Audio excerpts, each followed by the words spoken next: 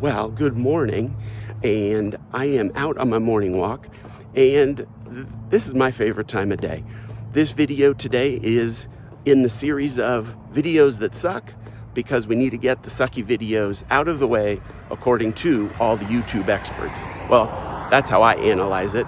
They say your early videos will suck, and so my theory is, whoops, see, like right there, put my hand in front. I didn't bring the selfie stick, so I'm holding, and my arm does not work as a selfie stick very well.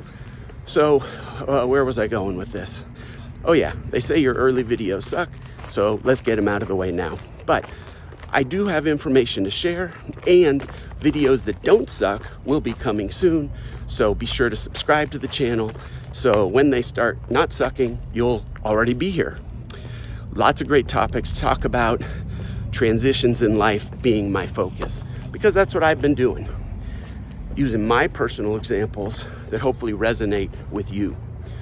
We've moved states, we moved to a 55 plus community, we became empty nesters, I'm basically retired, a lot of changes. And my first, I'll call it scripted video, is my change going from an attorney to a stadium usher. And hopefully you'll find that one interesting. So I'm out on my morning walk, and I just wanted to talk a little bit about why Vegas. The other day I mentioned some of the personal reasons for us, why it works. Everyone's different. And I think one of the biggies, and maybe this is just for us, but it is the sports and entertainment capital of the world. I mean, that's just a fact. You know, New York has Broadway. Sure, Broadway's great, no question. And Nashville has all the country music bars. But right now, Vegas is duplicating the country music bars. So I would say, other than Broadway, with all the theater that New York has, that's really the only, sort of advantage that a city has. Basically, Vegas dominates. We have now two major sports in of course, the Golden Knights hockey team and the Raiders. Well, okay, maybe they're not quite a major sports team anymore, but no, they're coming back. I'm joking. They're coming back. I feel good. I think things are looking up in Raider world. What else? Look at that sunrise. I hope that comes through. And then we got baseball and basketball coming probably in 2028 would be my guess.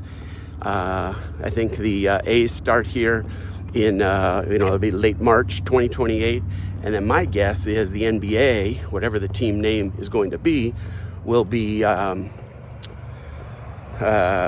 fall, so fall of 28. That's my guess, just guessing. I actually originally, a few years ago, I thought the basketball would end up beating baseball here, even once they had announced the A's. I thought, because NBA just makes too much sense. I think NBA will be huge here, really big. Okay, sports. So that's sports. Entertainment. I would say most nights of the year, there are entertainers performing that you have heard of. And often big names. I mean, Tuesday night, maybe Rod Stewart's playing at Caesars. Wednesday night, maybe the Eagles are playing at the Sphere. And the list goes on. Santana, he's always playing over at Mandalay Bay, several nights a week at times. And literally the stadium, Allegiant Stadium, will have, the big time. We have Ed Sheeran in town. We have, there's just so many, endless list. We had BTS, if you don't know who that is, Korean K-pop group, bigger than the Beatles. I mean, that's just a fact. Okay, I wasn't alive when the Beatles were really hitting, but globally, if you compared them at their peak, I think BTS is bigger than the Beatles. So anyway, so that's it, right? There's just endless entertainment. We enjoy the productions like Cirque du Soleil, and we love Absinthe over at Caesars. That is definitely an R-rated warning for you, though. Don't go with your kids, or your parents. Like, even if your kids are, 25 years old, it might feel a little uncomfortable. That's an uncomfortable show at times, but funny, really funny. What else? So yeah, just shows up and down the strip. There's so many big venues. A lot of people don't even realize Okay, you know you have Allegiant Stadium that could hold up to 65,000 people. You know you have T-Mobile Arena, which I think for concerts is 18 or 20,000. But did you know you have Michelob Ultra Arena at Mandalay Bay? I think it holds 10,000. MGM Grand Garden, of course, at the MGM, I think it's 10 or 12,000. The over at Park MGM, the Dolby Theater, where Bruno Mars, Lady Gaga, all these different great artists perform. And the other day, speaking of the Dolby, the New Kids on the Block, they're in town, and just shout out to their number one fan, Michael C. You know who you are. And Michael has become a huge New Kids on the Block fan. And when he went, he took his wife, and it was like $10 a person. And I looked online, there were tons of tickets, like 10, 20 bucks, I don't know, whatever it was super cheap. They just, had too much inventory. So, keep an eye out for those kind of things. When you live in Vegas, it's a lot easier. Another great thing we have here, and I'll leave it links down below, there are these discounts or free tickets really for locals. So two different ones. Vet Tix is a big one if you are a veteran, and thank you for that. Sign up for Vet Tix. They have big name. I mean, you get F1 tickets, Raiders tickets, all kinds of stuff. When I was talking about sports, I didn't even mention F1. F1 built a $500 million complex and signed a contract through 2037. I mean, globally, F1 is massive. So that's a huge pull for Vegas.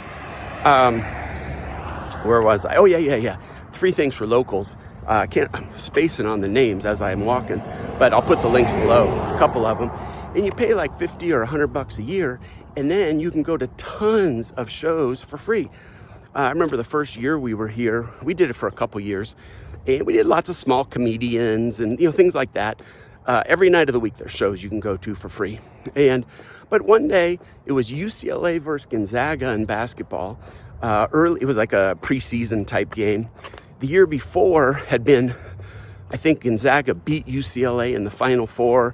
So it was definitely like sort of a rivalry kind of game. Or did UCLA beat Gonzaga? I don't know. I was at the Adam Morrison game, by the way. I'll tell you that story some other time. It's sort of sad. But where was I going with that? Yeah, so even major sporting events, they end up with free tickets. Boom. The other one is seat fillers. There's a couple different websites where they offer seat fillers, and you can get amazing seats. I remember one time I was here with a bunch of my college buddies back around, I'm going to say 2007 or 8, and it was a one-night quick trip. We all had little kids at the time, so we sort of agreed we could get away for one night. And we came down, Saturday morning, let's say, had fun all day, went out pool and casino and all that. And we're hanging out in the casino, about, there's 10 of us, 12 of us, whatever it was. And one of the casino hosts comes up and he says, "Hey, we need to fill some seats for the boxing matches tonight." And it was big time boxing. Whoops, sorry, that's sun. I'm walking and maybe I'll turn around. So big time boxing. It was there was one of the Klitschko brothers, like Vladimir Klitschko. Well, if you've never been to the fights in Vegas, it is seriously a scene. First of all, you just have your average, your fight fans who are just really into that sort of, it's a piece of society. It's just different. What else was I going to say? And then, all the famous boxers that were in attendance. It was cool as they, announced them all, celebrities. It was cool. And again, it was free. So stuff like that just happens in Vegas because there are so many events.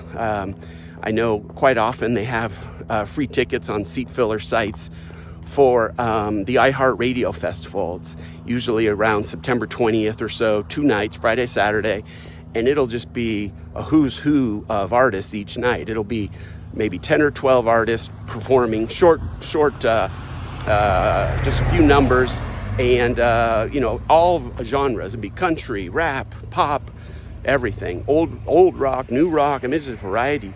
And you'll definitely find someone you like, and it's free. I mean, you can be free. And there's just stuff like that year round. Didn't even get into hiking and biking. Can't see it right now.